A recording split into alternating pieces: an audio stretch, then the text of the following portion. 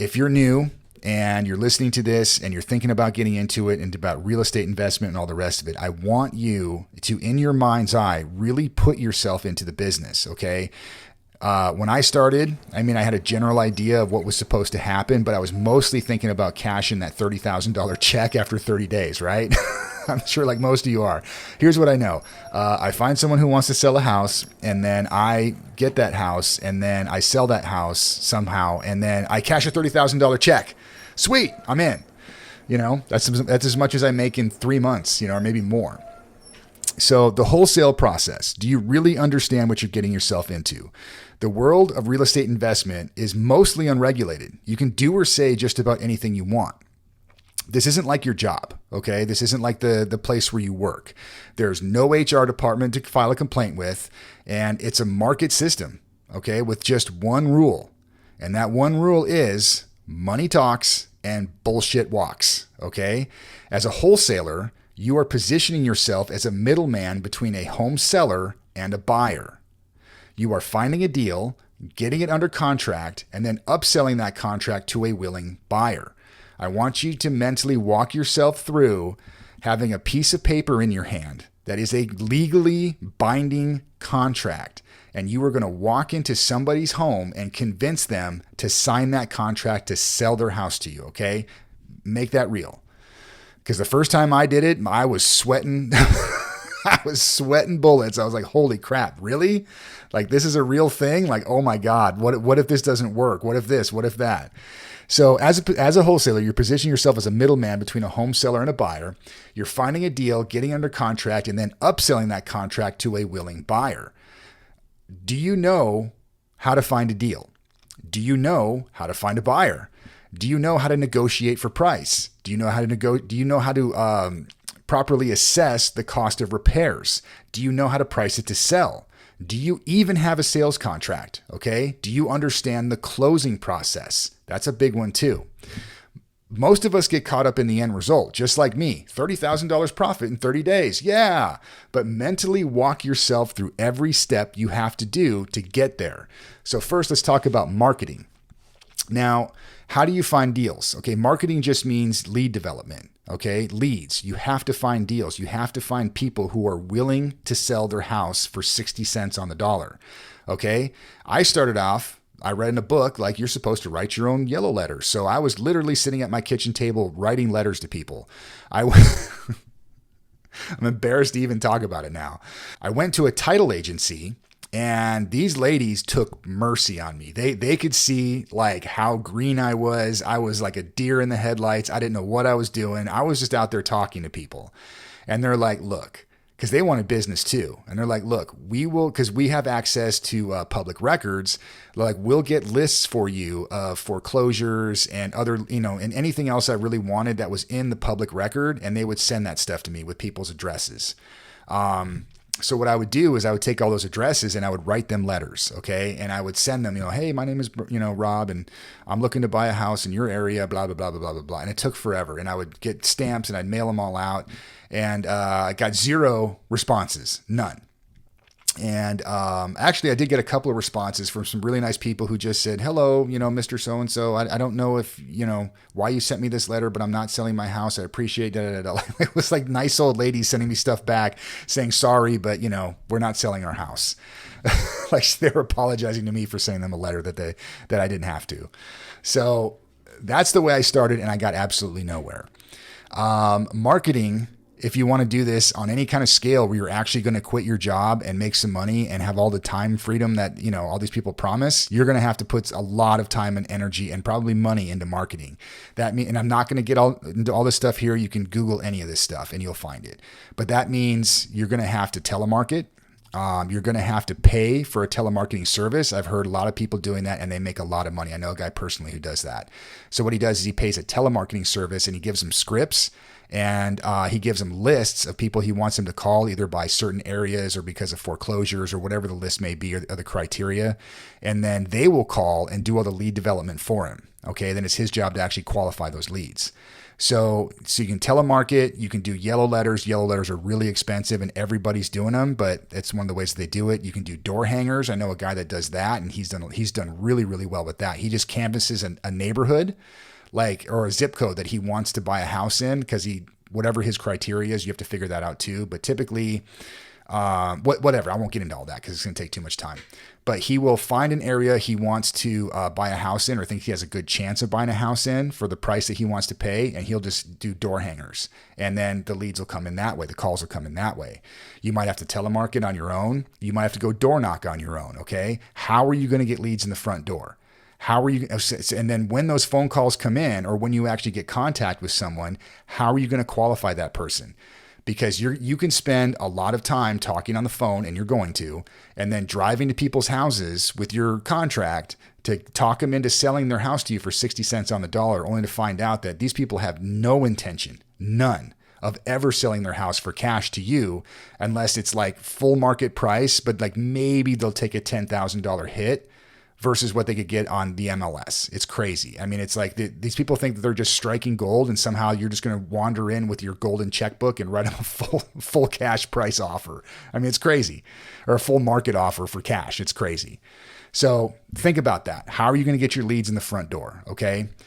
The second part is qualifying sellers. When you actually start talking to these people, how do you qualify them? What are you going to say to them? Hello, I want to buy your house for cash. I mean, that's not a bad way to start, actually, but I mean, what are you going to say? How are you going to convince them? All right. And then when you're actually going to go talk to them in a sales meeting, do you know what to say in a sales meeting? Do you know the sales process? Do you know about negotiation? And I did a video about this before. There's 2 steps to negotiation. You have to negotiate with the person first, and then you have to negotiate price. You have to negotiate with the person to actually do business with you. And then you have to negotiate the price of the house, because you can't rake them over the coals. I mean, you can, but that won't get you very far. There'll be a few home runs out there, don't get me wrong. But if you're just out there slashing throats, it's not going to go well for you, I promise. So do you know about negotiation and sales meetings? I want you to mentally visualize yourself sitting on someone's couch in their house. This is just another person, a random person in their house, and you're sitting on the couch and you're talking to them about buying their house for 60 cents on the dollar and negotiating through all of their problems and all the things that are going on for the reasons why they're even talking to you. Okay. But you have that. They've signed your contract. Okay. Walk yourself through that. Now, finding a buyer. Who are you going to sell this thing to? Are you going to put it on Craigslist? You're going to put it on Facebook Marketplace? I mean, you can. Not a bad way to go. Are you going to go to an REIA? Do you have a list of rehabbers and people who are looking to buy houses? Okay, because getting a deal is only half the battle.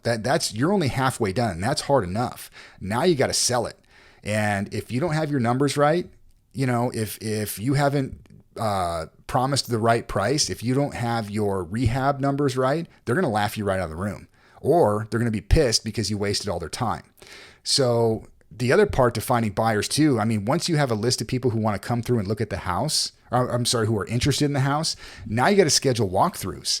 Now you're scheduling time you got to schedule your own time. And then you got to schedule with the homeowner, and then you got to schedule with the rehabber, flipper, real estate investor, whoever it is, so they can come by and actually look at the house and do their own assessment. Think about that. How far away is this house from you? Are you able to be there? You should be, because you don't ever want the buyer and the seller to be there at the same time without you, because once they start talking, you're going to get cut out of the deal. It happens all the time. Okay. All the time. Or the seller might just cancel his contract because he realized that, you're trying to give him $100,000 for his house. And then he talks to a potential buyer who says, yeah, I'm thinking about picking this place up for like $150. And they're going to go, $150? I'm only getting $100. Yeah, it's not going to be a good look for you. Okay. So scheduling walkthroughs with buyers is a pain. Well, with sellers and buyers is a pain in the butt. Trust me.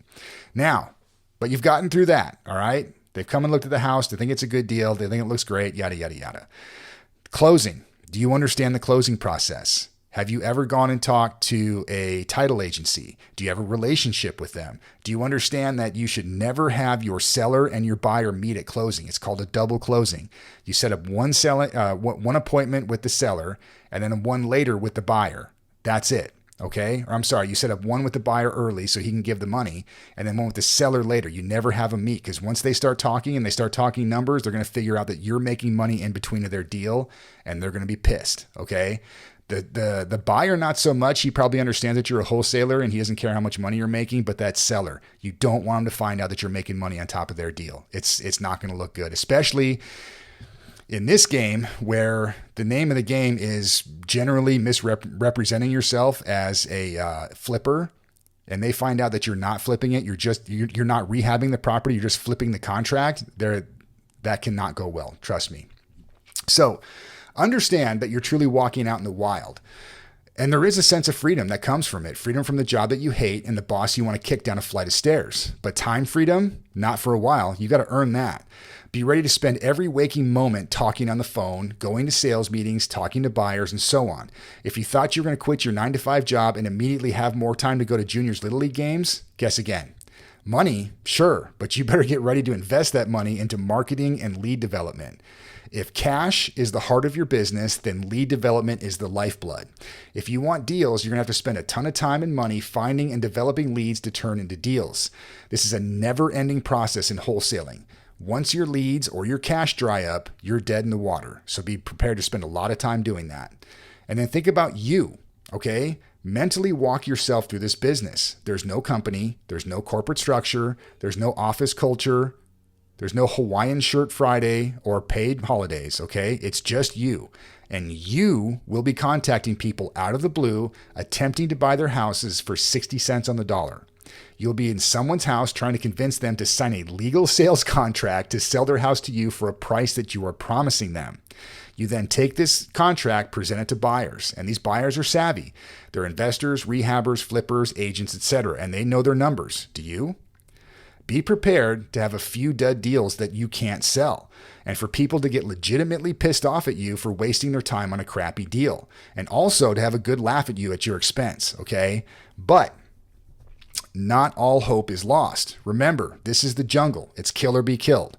If you go out there with integrity and you're legitimately trying to make a square deal with everyone benefiting, and it doesn't work, well, too bad, right? You know, if your seller gets pissed and some buyer laughs at you, screw them, because you're in this to win too. And you have just as much right to this as anybody else. If you're legitimately out there trying to do honest deals with people and making everybody win, but you make a mistake, you screw up some numbers, you overpromise on price, and I'm telling you what, these sellers are savvy to this stuff too, and they'll rake you over the coals too, okay? So if you make a mistake, if your numbers don't work, if it doesn't work for this and that, then it's okay as long as you are trying to get better. Okay. So if you're committed, go out there and get contracts, go sell them. If you can't sell them, then get detailed reasons why. If you go to a buyer, right? He's a rehabber, a flipper, some guy who's really sophisticated in real estate, and you show him your deal and he looks at it and goes, no. He's like, are you kidding me? Da, da, da, da, da. I mean, that can be painful to hear, especially since you've spent all this time and money doing it, but get something out of the interaction. Okay.